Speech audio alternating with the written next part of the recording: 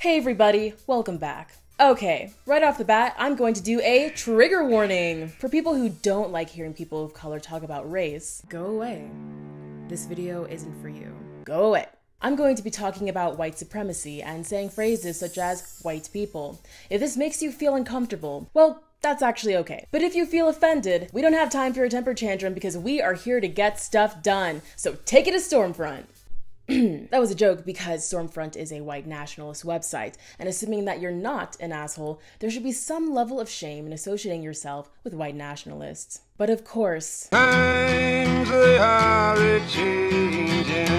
But in all seriousness, you don't have to be a white nationalist to have this issue. In fact, it's very common for white people to feel defensive when talking about race, and this prevents a lot of progress. It would probably be fair to say that it is this defensive mentality that not only prevents progress, but produces systemic racism itself. Or in other words, systemic racism is the product of this mentality. And this, my friends, is what I want to start with today. Real content warning. We're talking about racism, so violence and police brutality will be shown in this video. In my last video, I talked about how though no one is doing anything wrong, I do think that the left could have more in-depth conversations about race. My video laid out that in black spaces, leftist or not, there is more nuanced and to-the-point discussions about race that deal with systemic racism. However, a lot of black YouTubers aren't considered to be a part of Leftube, and the larger black YouTube channels who are tend to be academic in introductory ways, which isn't bad, but also doesn't seem to be dealing with the core of what systemic racism is. And I need to be clear, when I brought up the other black leftist YouTubers, it wasn't necessarily to criticize them. It was mainly to ask, why aren't we having as nuanced conversations about race in leftist spaces as we are in black spaces? My speculation is that this happens perhaps because when we do talk about race, there are often a lot of white people who become defensive and shut down any conversation about race. It is specifically this defensiveness that I find to be the problem, not the black YouTubers themselves. So please go watch their content. I'll put some links in the description. Because black people have to deal with constant anger and backlash when discussing race, a lot of black people find that even talking to white people about race isn't worth their time.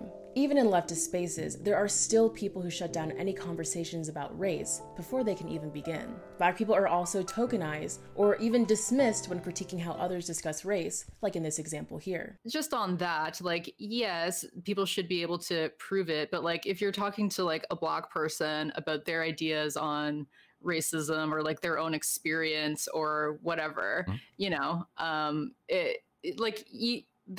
you don't have to like flex as if like what I'm saying is right and when you're saying is wrong, right? Like it can be like, this is my personal opinion and like I don't have experience with this, so like, but I do, you know, I'm a whatever. Sociology major. Nah, fuck them, they're wrong. Yeah, a lot of people, black people have some stupid fucking opinions on race. Yeah, absolutely, fuck these people.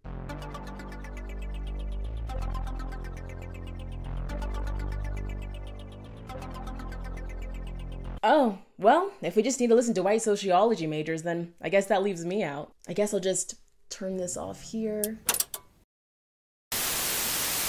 And now, I think I speak on behalf of all black people when I thank white sociology majors for taking on the burden of ending racism. I know that every black person agrees with me when I say, we pass the baton to you. Thank you, white sociology majors. Thank you.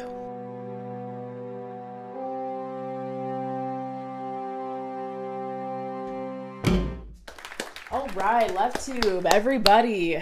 You see what I mean when I say that it's not perfect? Now, I need to say that I'm not trying to end Vosh's YouTube career. There's just a lot of dumb shit that he says, and sometimes I just can't help myself.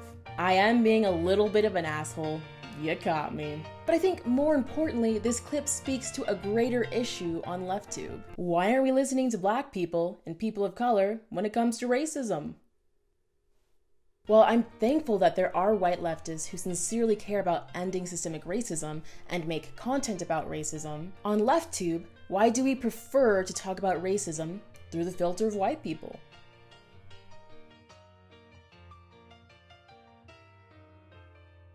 This is another reason why a lot of black people feel hesitant to throw their opinions into the ring. even in leftist spaces. Black people can be tokenized, and it seems like even in leftist spaces, there's often a fundamental lack of understanding about what systemic racism is and how it's threaded through almost every aspect of our society. A lot of white leftists don't personally know much or any people of color, and these people aren't necessarily exposed to real-life ways on how to help. Also, a lot of leftists seem to think that if you end capitalism, racism will somehow also magically end. So a lot of Black leftists find it to be a better use of their time to make content for a mostly Black audience. This can be a really good thing. I found mostly Black spaces to be helpful. Just as there are places for LGBTQ+ people to go and not have to worry about being judged, it's great to have Black spaces where you can speak freely and progress on certain topics. Though I think these spaces are great, I would also like to see spaces where white people can also effectively be a part of the conversation. The burden of ending racism can't only fall on people of color. People of color understand exactly how racism is hurtful. We really get it. But we really need white people, specifically, to get this too. It's very hard for people of color to have their own autonomy, where devaluing people of color is the status quo. At this point, racism is a global issue. It will require all of us working together to end it. And call me naive, I actually like this idea. I don't necessarily think that this is a fault. I feel a lot better knowing that it's not just people of color versus white people, but that there can be a future where everyone works together to create a society of liberation for all of us. So here's my goal. My goal isn't to make a video that will tell us how to perfectly dismantle systemic racism, although that would be pretty cool.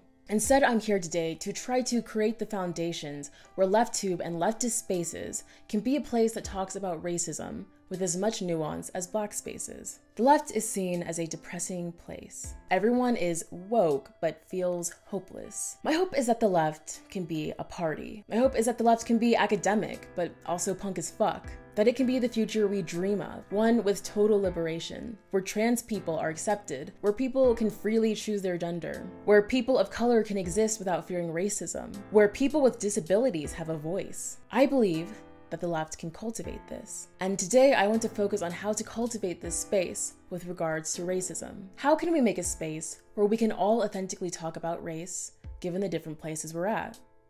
This is part 2 of my Leftube Real Talk video, where we explore the understanding it would take to be able to work together. I believe that a good start for white leftists is to understand the behavior and mentality that prevents racial equality on a daily basis. When we talk about racism, people generally tend to talk about how brown people are affected by racism, such as police brutality, prison systems, and other forms of discrimination. All of these problems need to end. However, these problems are systematically perpetuated through a mentality and behavior of defensiveness and ignorance towards race. In short, when we talk about racism, we tend to focus on what's happening to brown people. But the real cause of these issues is often the behavior and mentality that is perpetuated through white culture. This term is called whiteness. Whiteness does not refer to white people, although it is often acted out by this group. Whiteness is instead a set of behaviors and mentality that result in the unequal distribution of power based on the cultural categorization of race. Now, I think understanding what whiteness is deserves its own video. What's the difference between white supremacy and whiteness? How does categorizing race work? What's the long history that's developed this categorization? How does the cultural development of race and ethnicity play a part in these understandings? These are all questions for another video. I'm bringing up whiteness because it is this mentality instead of behaviors. As in, it is this mentality and defensiveness towards race that result in the unequal distribution of power based on the categorization of race.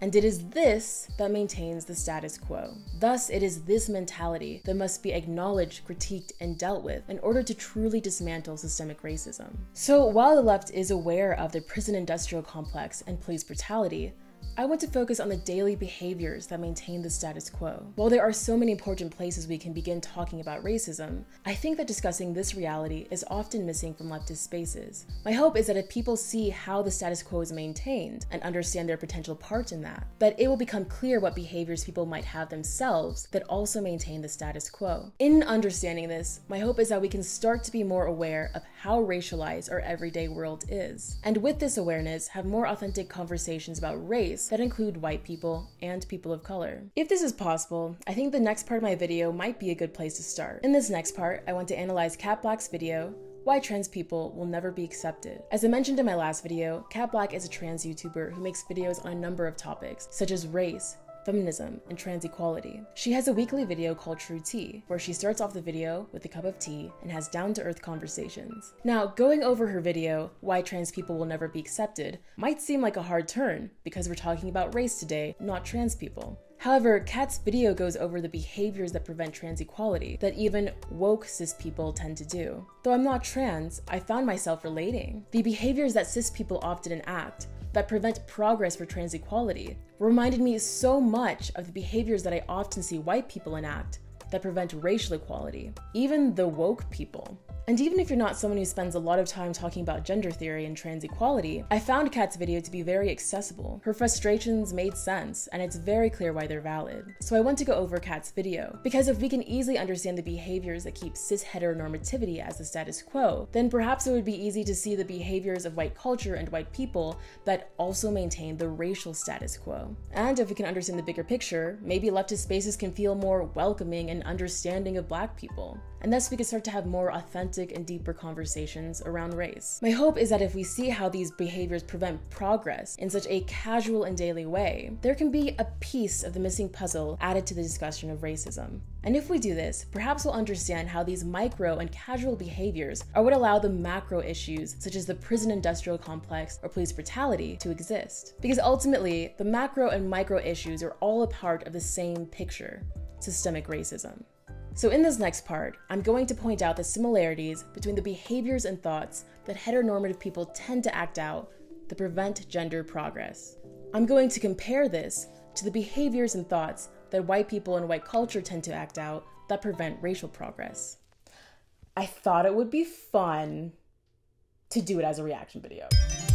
Wow, I'm really becoming a real YouTuber now. Speaking of which, don't forget to subscribe and hit that bell. Now let's get started. In honor of Cat Black, I am still drinking box wine. What, do you think I'm a connoisseur? No! Now let's get started. But when I say that I don't believe that, most people accept transgender people, it's because I see stuff like that, where you have these people who have just learned the right script. They've just learned the right thing to say. They've just learned the right way to pantomime acceptance to your face. But when it comes to how they actually feel, when it comes to how they hold you internally in your mind, you aren't who you say you are. You aren't who you actually present yourself to be. You will always be this person that they've decided you are. So when Kat ends up saying that you'll always be this person that they've decided you are, this seems to be talking about how some people will see someone as the gender that they've already decided them to be. In this video, she also talks about how even progressive people will do this. People who you would think wouldn't have a problem with this will be misgendering people. They'll be gendering them correctly to their face, but as soon as that person leaves the room, they'll be misgendering them, not because they're trying and messed up, but because they don't think that's valid. People will misgender people who are trans and don't fit into these very strict binary genders. And it becomes very clear that the cultural idea of binary gender is more important than how these people identify themselves. So you can see where I'm going with this. People are pantomiming acceptance, but it's not enough, because at the end of the day, their behaviors are still maintaining the status quo. The reason why I really relate to this is because I, as a Black person, run into people who see me as a person that they've already decided me to be. Just as the cultural ideas of gender and what it means to be a man and a woman and the importance of binary gender get in the way of how we see other gender identities, the cultural idea of what race is and the idea of what that means to be Black gets in the way of how people see Black individuals. Just to kind of list a few, I've met a lot of people who seem to see me first and foremost as a negative Black stereotype. I meet a lot of people who assume that I'm uneducated. I meet a lot of people who assume that I'm poor, and not that it's morally wrong to be poor. I've just met a lot of people who can't imagine Black people being anything but the poor working class. I've met a lot of white people who are very suspicious of me. I've met a lot of white people who think that I'm stealing. There was a time that I went to the bank and someone thought I was committing identity theft when I wasn't. I'm actually me. While growing up, I've had friends whose parents didn't want me hanging out with them because I'm Black. And when I tell people these stories, I kind of get this response of, wow, those individuals really suck. But the thing is this is not at all an issue of some bad apples. These events that I've experienced and that many Black people have experienced are happening systematically. These racist views of Black people are coming from a long line of racism that has been happening for centuries. And if society isn't willing to question these everyday, casual thoughts, then everything will stay the same. We'd like to think that the person who murdered Trayvon Martin was particularly racist, and in some ways he probably was. He was the neighborhood watch, and there's documentation of him specifically targeting Black people. But at the same time, I've had white family members and friends that say that if Black people didn't act so bad, that Trayvon wouldn't have been killed. I've had people I know tell me that if Trayvon hadn't been wearing baggy pants, then he wouldn't have been murdered. The crazy thing is that the same Black stereotypes that are used to justify Trayvon Martin's murder are the same kind of Black stereotypes that I have to fight against regularly. These stereotypes are casually being pushed onto Black people and are used to justify discriminating against us. White society saying Black people is trash can be as hurtful as making someone feel lesser to justifying their murder. So just as a lot of cis people will simply see trans people or non-binary people based off of this constricted cultural idea of binary gender, a lot of white people in white society will see Black people based on the cultural construction of race. Like, you might know people right now who are using the right pronouns, who are using the right name, all the da-da-da to your face. But the moment that you're away from them, they're misgendering you, they're arguing against why your gender is valid, and that's what makes me feel very uneasy. So Kat is pointing out that people just learn to say the right things to non-cis people, but in reality don't actually support these people. I wonder if it's obvious why I can relate to this so much. I feel like a lot of white people very much fear being called racist. A lot of people don't want to be racist, so they'll try to say the right things. A lot of people can practically acknowledge that if a police officer needlessly kills a Black person, that's morally wrong. A lot of people will say this and acknowledge this. But then at the same time, a lot of those same people will see the videos of police officers and they'll see them killing someone needlessly. And these same people will sort of empathize with the police officers' fear of Black people because they probably have an internalized fear themselves. So even the same people who will acknowledge that it's wrong to unjustly kill someone because of their own sort of internalized racism that they have and their own internalized fear of Black people, they'll be able to justify the murder of Black people. Similar example, a lot of people think that segregation is bad, but the same people who would tell me that segregation is wrong also feel uneasy around Black people. So similarly, just as there are heteronormative people who say the right thing to someone's face but feel differently, I have the same experience when it comes to racism. A lot of white people don't want to be racist and will try to say the right things, but when it comes down to it, these people have some very serious racist views that need to be questioned and changed in order for progress to happen. If your interaction with a person who doesn't agree with you is them using the right pronoun, using the right name, that's a net positive, you know what I mean? That's a positive thing. It's not a negative thing that they called you the right pronoun, right? But what I sort of set with is how people are often just looking directly through a transgender person, how they're often looking through the person's gender to find the person that they really want to see, and that's who they're interacting with, not so much you as a person. So earlier I talked about how a lot of white people will see brown people as who they've already decided them to be, and how this racial view has a negative impact on brown people and is a systemic issue. The examples I give, I think, sound pretty racist, pretty shitty, but I also want to point out that even woke people have this issue, but it's just in a slightly different way. So story time, I went on a date with someone who was really progressive, and he thought that racism was bad. He was aware of systemic issues.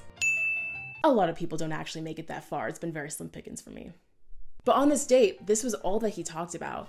We didn't talk about hobbies, we didn't talk about music that we like, and then if I tried to talk about any of that stuff, he would just kind of come back to systemic oppression. And it was really uncomfortable because it became very clear that this person only saw me as a product of systemic oppression, not as this complex person with dreams and a personality and hobbies. In Get Out, there's this really great scene where Chris is meeting his girlfriend's family, who is white and Chris is Black, and some older family members talk to him about how they play golf and, oh, hey, I know Tiger Woods, he's Black, you're Black, so, that's something right there that we can talk about.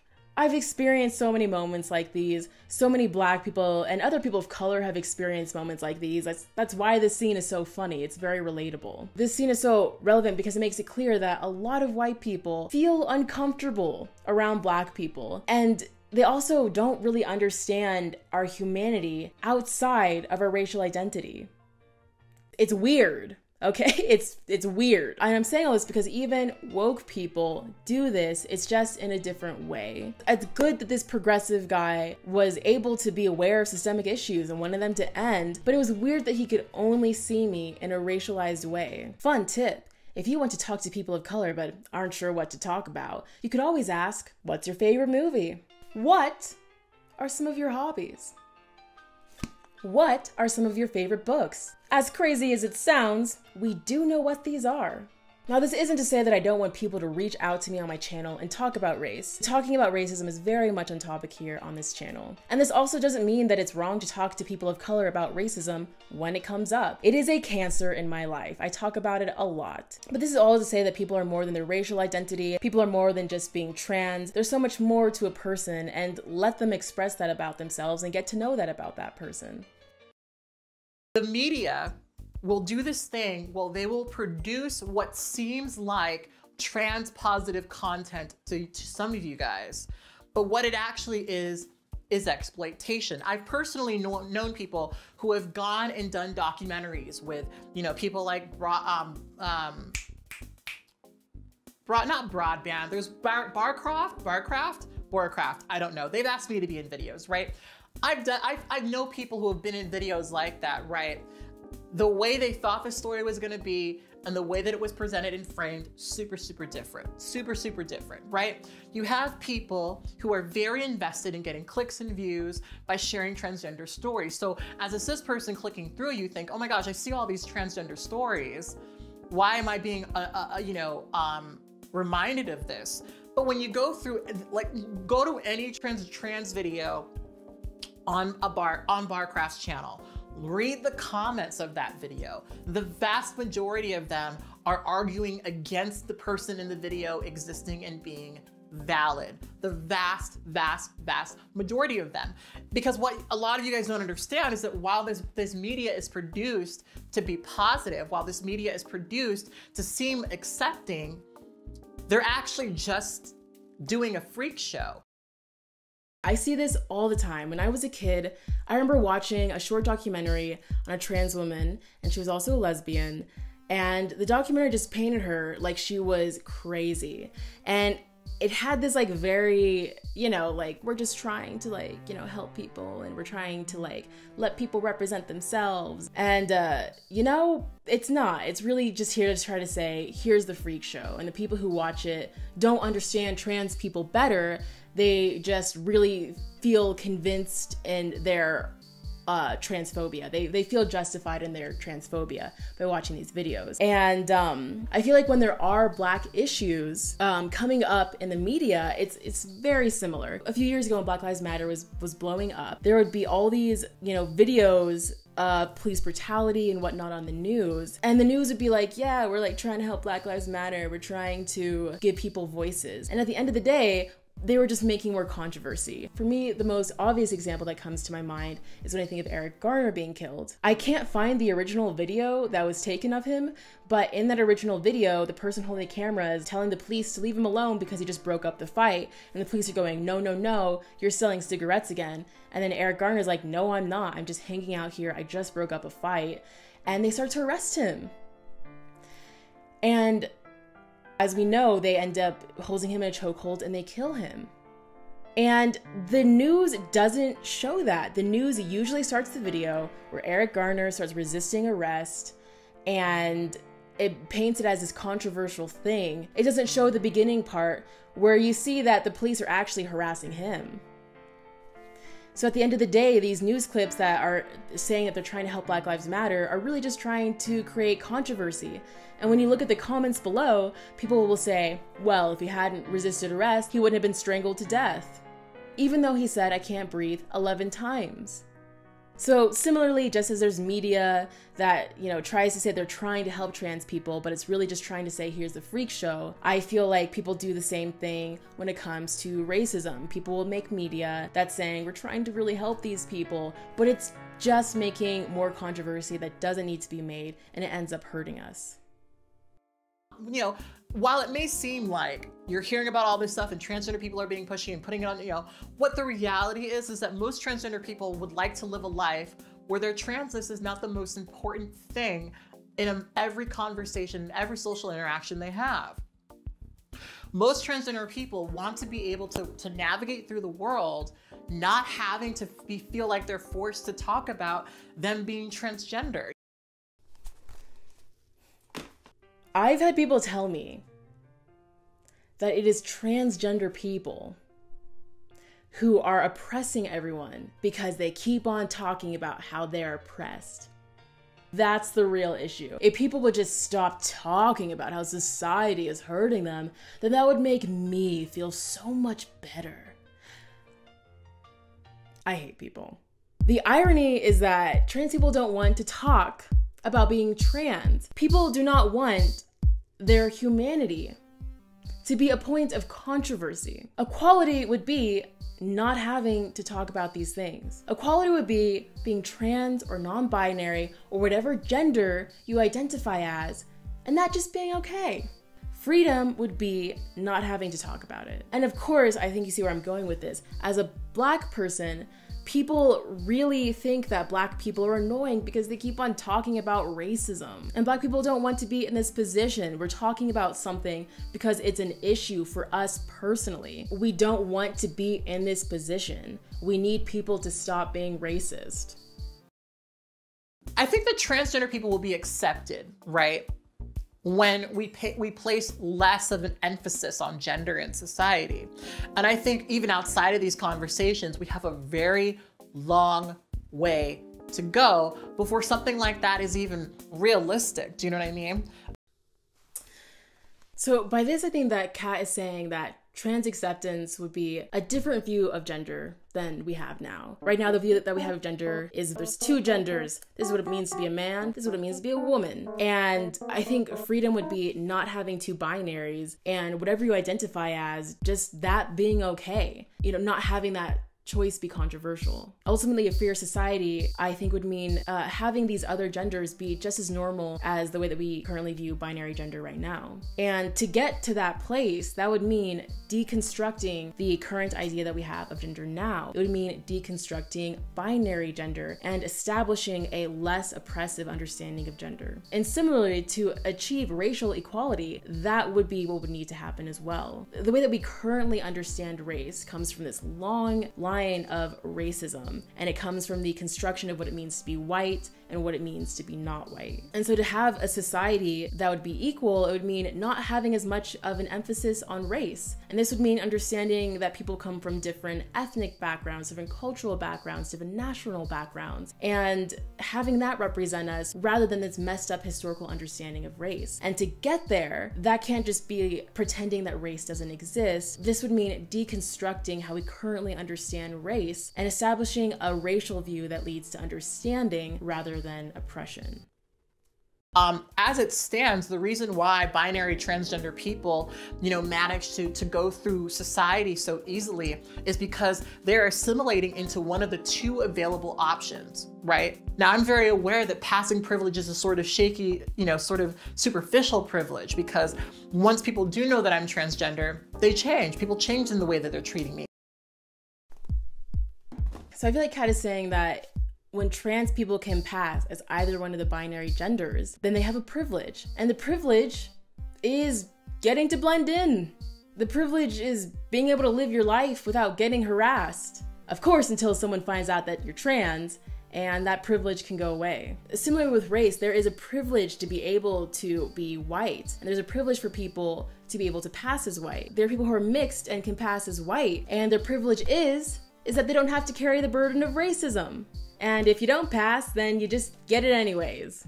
Now, of course, there are plenty of people who can pass as white, but still care about ending racism. But my point is that if you can pass as white, then there's more of an option of whether you'd like to choose to care about it or not. If you can pass as white, then that means that you can just blend in and opt into the distress of racism or not. Where those differences are acknowledged, but they're not used against us. They're not used as a negative thing. They're not used as a validation to prevent us from housing, prevent us from working in certain places, preventing us from going to certain schools, where it's not an obstacle, right? Where transgender people can just, this is who I am, without having to be a constant conversation, right? To me, it seems really obvious that until people aren't being discriminated against on a systemic level, that we're not really in a place of equality. You know, living in an equal society isn't just passing laws and saying that because you legally can't discriminate against someone, so it must not be happening. Living in an equal society would be radically accepting people who are different, and it would mean making this radical acceptance the norm. This doesn't mean going, sure, those people are fine, but don't bring any of those issues my way. It means accepting people and making sure that everyone is systematically taken care of, because their problems are our problems, because we live in the same society. The fact that we're still having these conversations where we're having to qualify each other's genders, we're having to justify each other's genders, we're having to justify our own genders, to me that just says we have so much more to go. So just as it's frustrating that people have to justify their gender, I feel it's frustrating that Black people have to justify talking about race. It just feels like we have so far to go because there's so much to talk about and we have to justify having that conversation in the first place. You know, at the end of the day, people just want to live in a society that accepts them despite what ethnicity they are, despite what gender they are. And these conversations are treated with so much hostility that it feels like any progress is hopeless. My gender is one of the most basic aspects of who I am. One of the most basic aspects of who I am. It's like my name, it's like my height, it's like the color of my skin, right? It is one of the most basic aspects of who I am.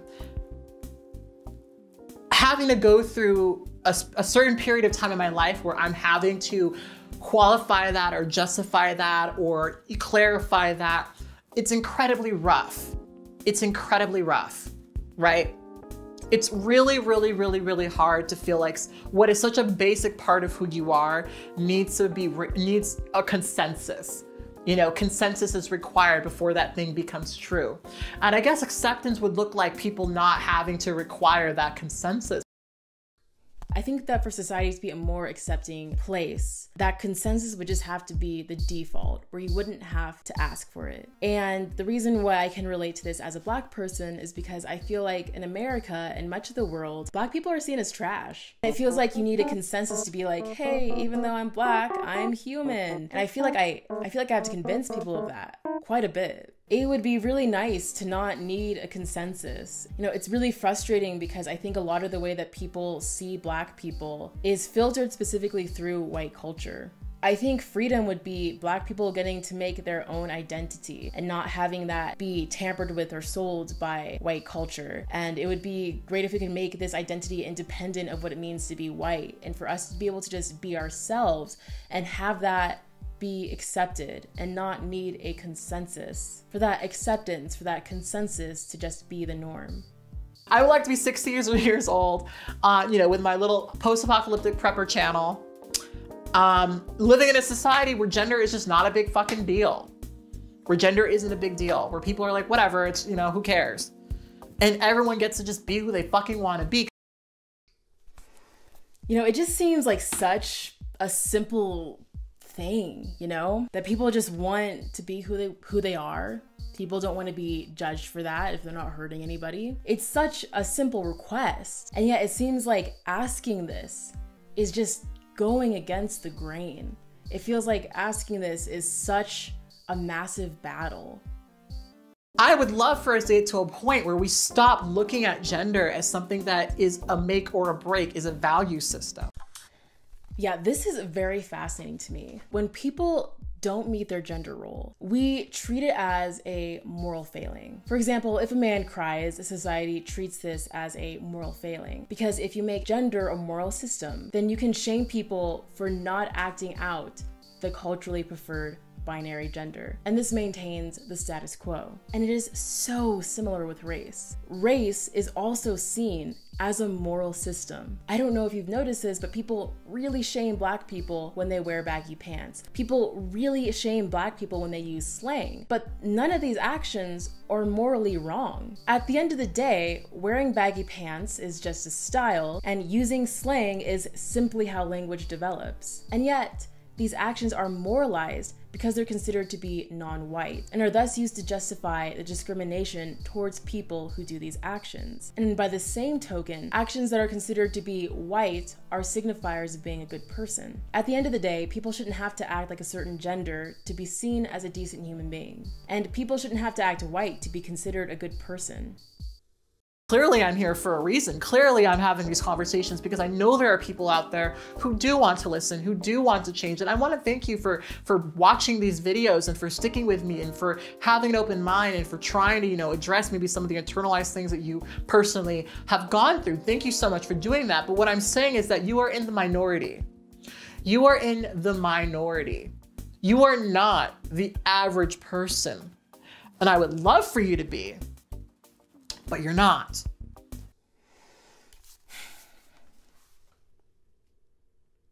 Just the way that Kat says, but you're not. I really feel that. I'm so glad that I've met people who want to end systemic racism, who want to end all these systemic issues. I'm glad that there are people who watch Kat Black and want to understand the lives of trans people better. And that's great, but there's just not many people doing that. There are people like Ben Shapiro, Dave Rubin. These people have millions of followers and they're pretty much just dedicating their channels to ending social progress. These people are the norm. There are still comedians who can still just shit on trans people, and that will be generally accepted by society, and people will feel justified in doing that, and that's the norm. So, when I ask, will trans people ever be accepted in this lifetime? Will racism end in this lifetime? Absolutely not. I have no hope for that. I have no expectation that we will get to that place while I'm alive. I don't believe we'll get to a place of true acceptance in this lifetime. And I'm not saying that doesn't mean that we're not going to work on these issues, that we're not going to try to be the change that we want to see. I'm just saying on a mass scale, it feels very hopeless for people going through these systemic issues. But, I guess I want to be wrong. I want to watch this video back in 30 years and be like, oh, Kat, you were so wrong. I want to be able to say that, but I'm not that optimistic.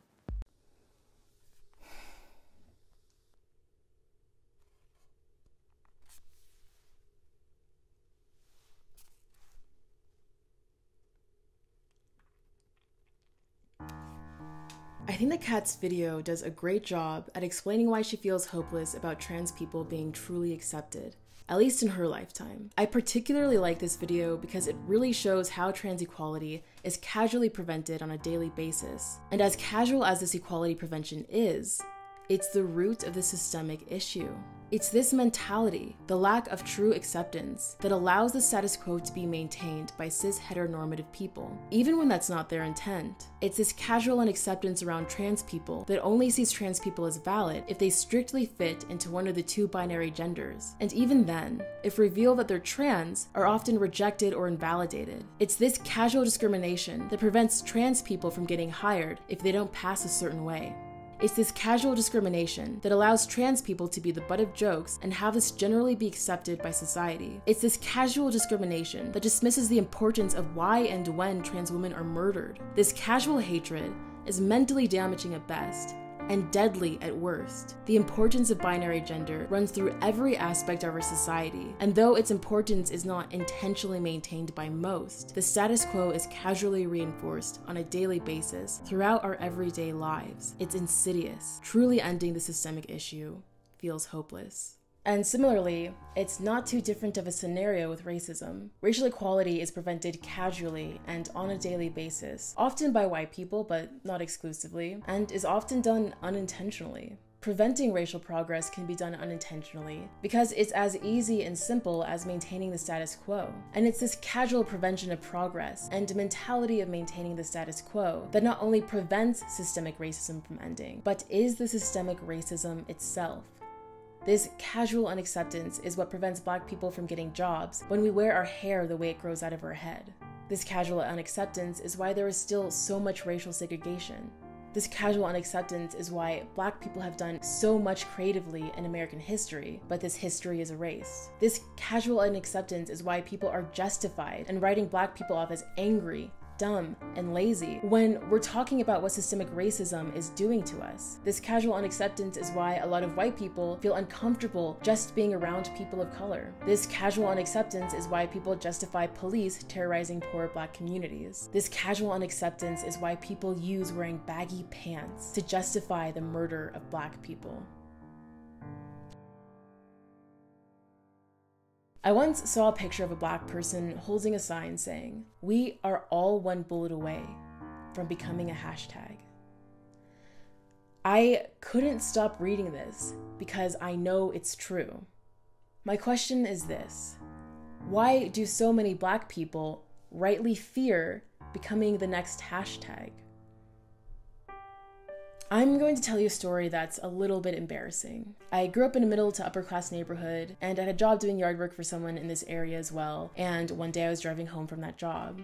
I was fortunate enough to have a good car, and as I was driving back, I was looking pretty rough.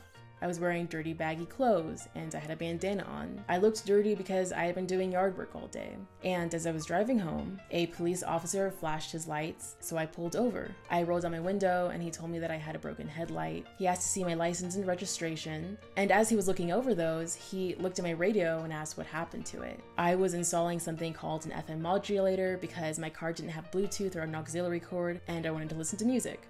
I didn't realize there were easier options at the time, so I was installing something into my radio that was actually hard for me to do, and I explained all of this to him, and he didn't seem to believe me. He started to ask me what the address on my ID was. He asked me what the name was on my insurance card. He asked me what the other names were on the insurance card, and he asked how to spell those names.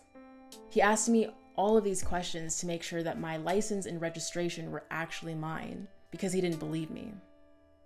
Once it was clear that my license and registration were actually mine, and that I was actually who my ID said I was, and was truly the owner of my car, he laughed and said, "Okay," and gave my documents back to me.